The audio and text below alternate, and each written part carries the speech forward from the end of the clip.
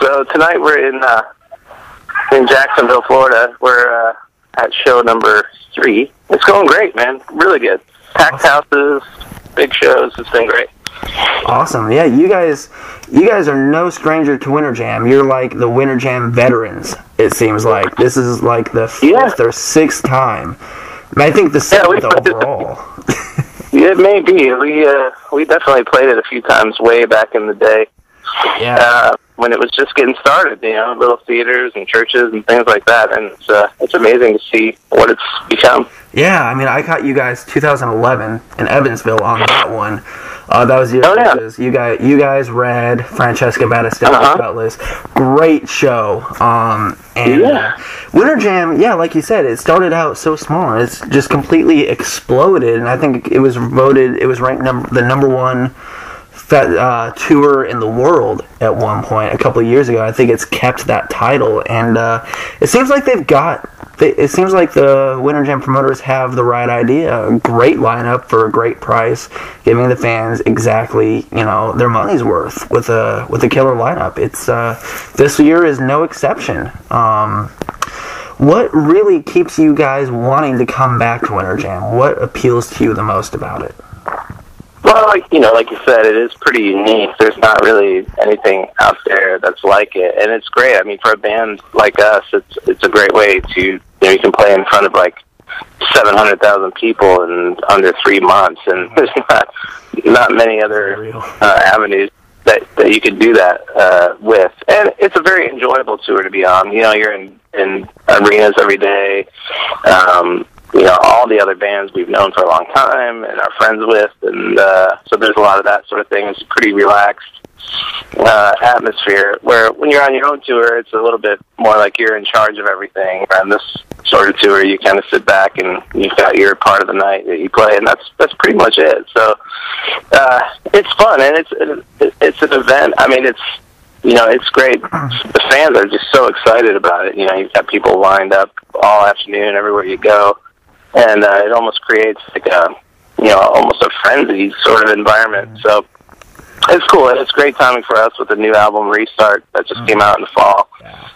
Being able to play the new songs in front of the fans and all that, and it's cool. It seems like this tour is it comes at a good time. I think people have a pretty busy schedule and pretty busy lives, so to be able to see everybody they want to see in a day is pretty cool, especially for that price. And I think too, we're kind of in an age of where the entertainment industry doesn't really provide a lot of great alternatives for families. I have a couple young kids, and it's like I can't really think of very many things I'd even want to take them to, whereas as this sort of show, you don't have to worry about all the garbage going on, and a lot of it, is for all of it is for something kind of greater than ourselves. It's bigger than the band, bigger than all that, and I think when you put all that together, it makes a lot of good sense.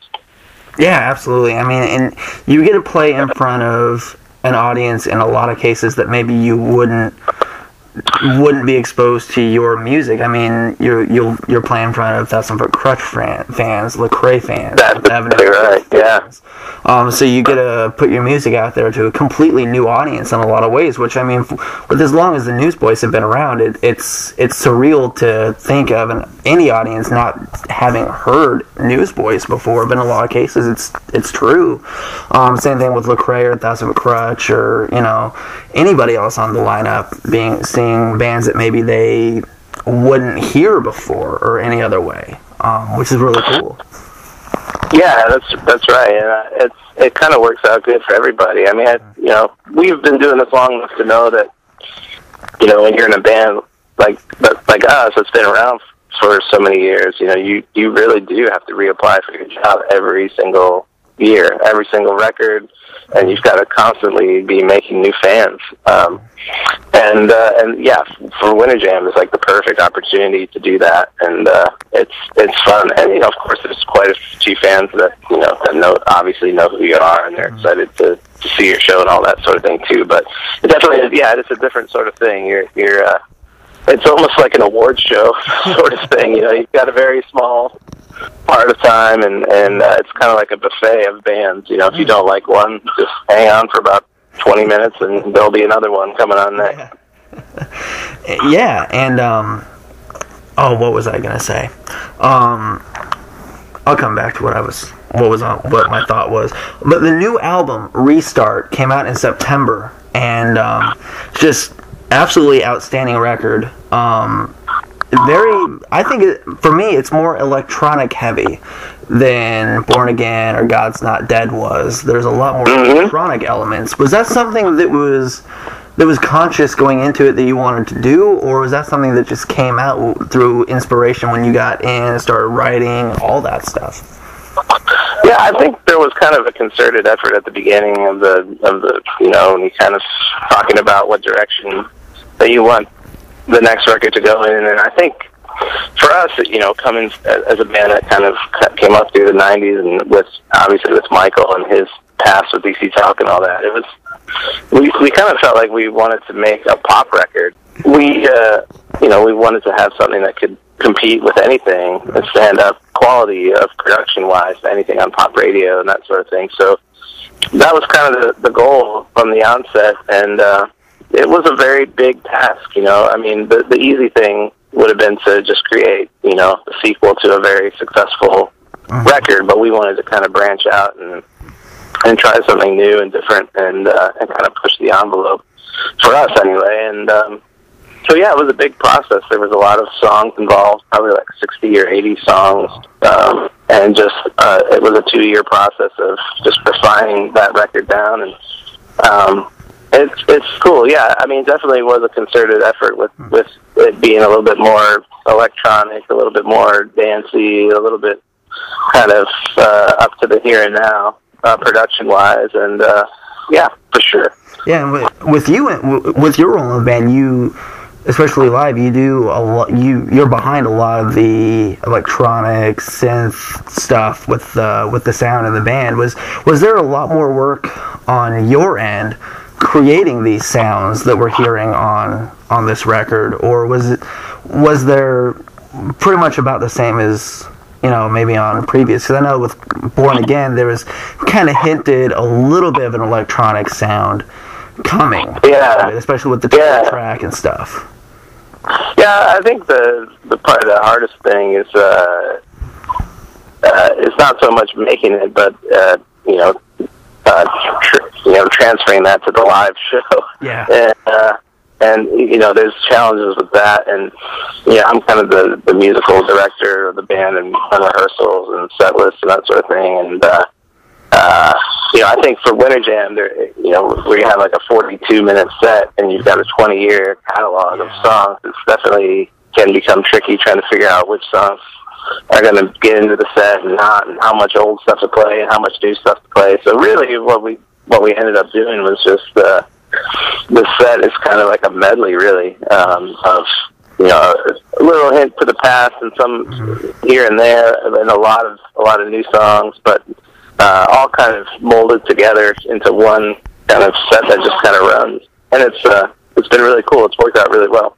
Awesome. Yeah, I mean, and the new record, Restart, is, it definitely wasn't what I expected it to be when I turned it on. It took me off guard a little bit, and I was like, This is different. There's not as much rock-infused tracks as there were in the past, but I mean, it's a new chapter it's a new era of Newsboys. It's not it's not Newsboys of the 90s. It's not, it's a completely new, when Michael came into the band, and which is hard to believe, it's been 4 to 5 years now, but it was almost like creating a new band all over again and a complete resurgence. And it was really fun to watch that happen over the last few years. It was like complete revival of Newsboys, and it's almost like a new band again, I think, in a lot of ways. It is. For us, when Michael came on board, it was kind of like, we were kind of weighing up our options. Obviously, we didn't want to call it quits, and everyone else in the band was still kind of ready to go. But, with Michael, it was like we didn't want it to just be a thing where we just played Newsboys karaoke with Michael Tait until everyone stopped caring. We really wanted to say, hey, let's pick up the torch and keep running. And so, so we've been definitely into taking chances and trying new things. And when you've got someone like Michael and his voice that's just so good at so many different styles and things, it's been fun. And in a lot of ways, I think we're just kind of scratching the surface of what's to come in the coming years and all that. So yeah, you're right. It did become kind of like a new band. It kind of is and isn't. I mean, Jody and myself and Duncan have been together, playing together for 20 years now. This will be 20 years for me, but I think with Michael and his sort of personality and voice and all that sort of thing, it's just really let the other guys in the band's personalities and creativity and all that sort of come out more than ever. And in the years with Peter, it was a lot of in-house sort of, we would just sit there and try to figure it all out on our own and kind of just went along. So a lot of the creative process, where with Michael, it's a little bit different, where, it's a big team effort with everybody involved, all hands on deck, songs coming in from all over the place, production teams and all that sort of thing. And it's good. It's been a lot more fun to let kind of open up the floodgates and see what comes out. So, and it's even going to get more so in the future too. And anytime anybody new comes into a band, whether it's a new frontman, a new drummer, a new keyboard player, a new guitar player, a bass player, a lot of things are going to change with as far as the way you create music and write and everything, because one person's leaving and somebody else is used to doing things a different way, and you have to work together and all that. And when Michael came back, I think when Michael came back, isn't that when Jody came back as well? It is. Yeah, Jody did. Yeah, so I mean, a lot of things changed when that transition happened, and it's just natural.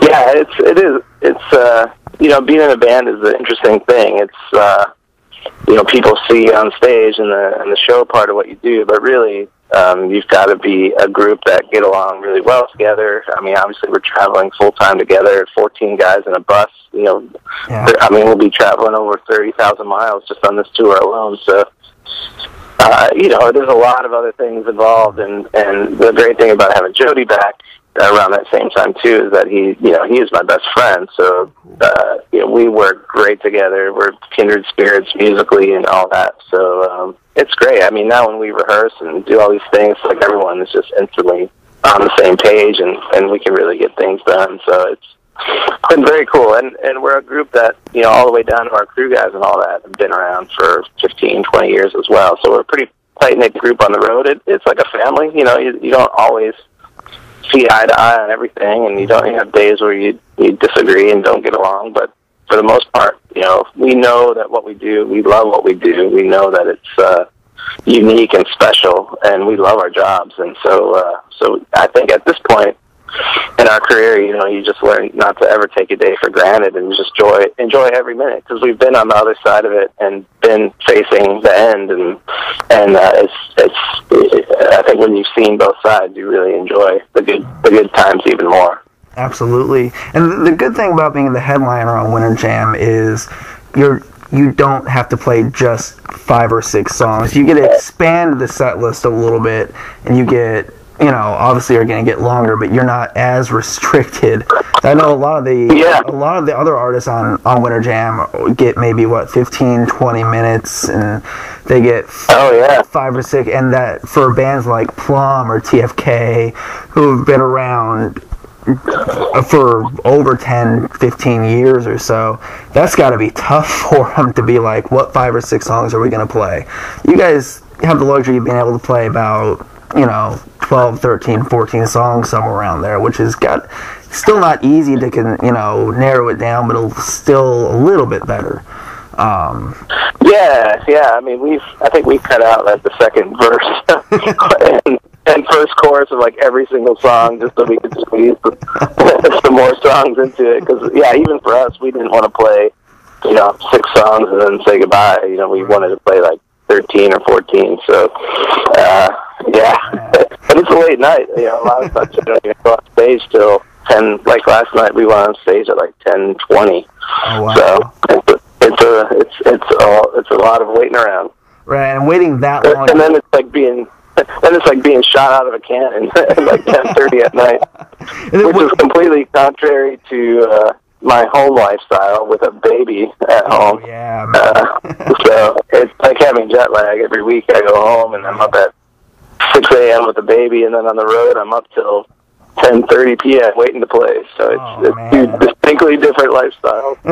It's one of those things where it's like, if we're waiting till 10:30 to play, we're playing like 10 songs. We're making it worth it. You know, we're not playing just 6 and leaving. You know. Yeah. And then with the live show, you know, Newsboys live show is always one of the best shows you'll ever see. I mean, I remember when I saw you guys, if you want to talk way back, I saw you in Indianapolis on Acquire the Fire a couple of times in like maybe 2000, maybe 99 or 2000, which was way back when. But when I saw you in 2011, I was just completely blown away because you had the I don't even know what they were. You're above the crowd, you have the elevation, and then Duncan's spinning, rotating drum set concoction, and all of that. It's you guys are notorious for one of the best live shows you'll ever see.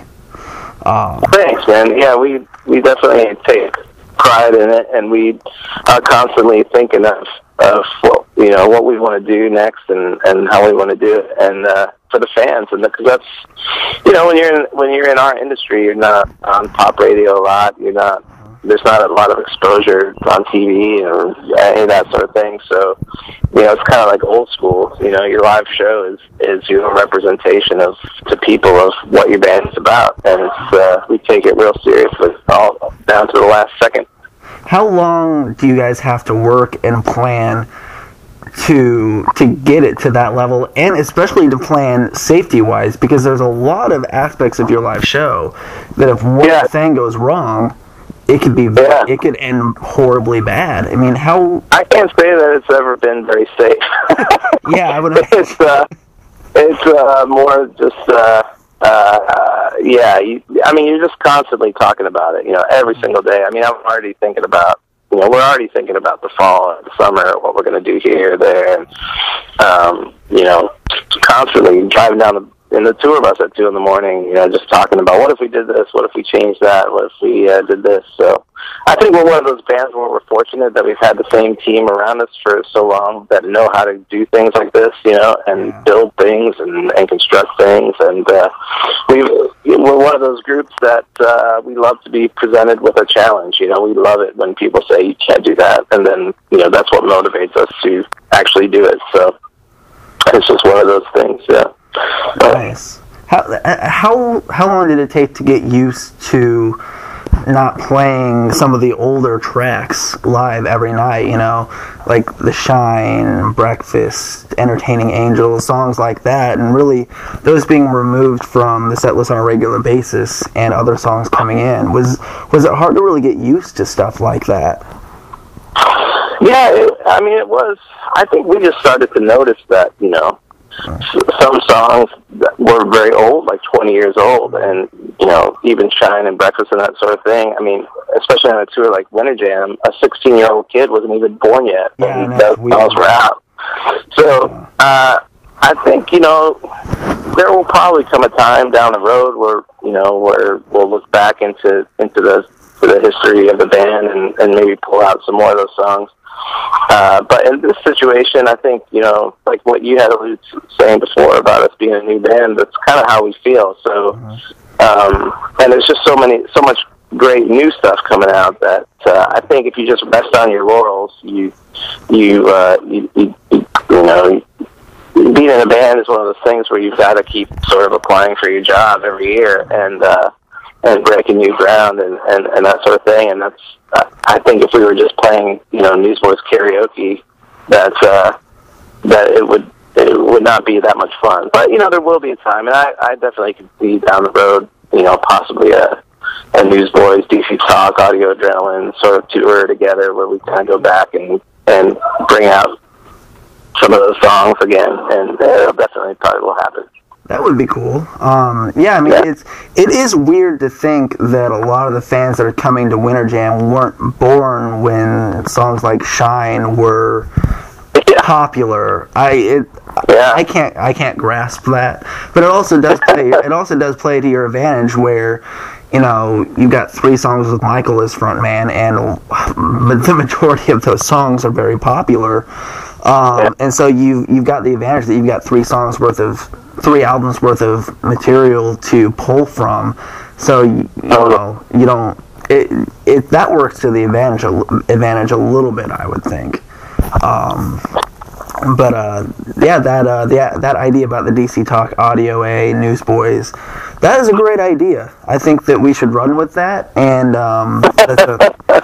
we should plan. Maybe this summer would be a great time for that tour to happen.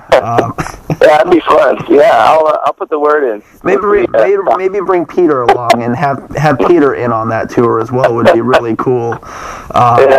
You never know. You never know. I've learned to never say never when it comes to just about anything in the music business. Yeah, exactly. So. But yeah, I mean, with the music industry always evolving, and there's so many new artists in the Christian industry that are just exploding right now. It is like you have to continue to. I've never heard that before, but it's right. Reapply for your job, because there's so many good new artists that are emerging, and it's interesting to see all these new artists just coming out right now. It's really cool. It's good. Yeah, I think the industry needs as many artists to be successful. It's just it helps everyone involved, and so it's cool. But man, thank you so much for your time. I'm really sorry I've got to move on to the next. Absolutely, absolutely. Thank you so much, man. Yeah, and, we'll see you when you hit Indiana on one of the many Indiana Winter Jam tour dates this year. So, thank you so much.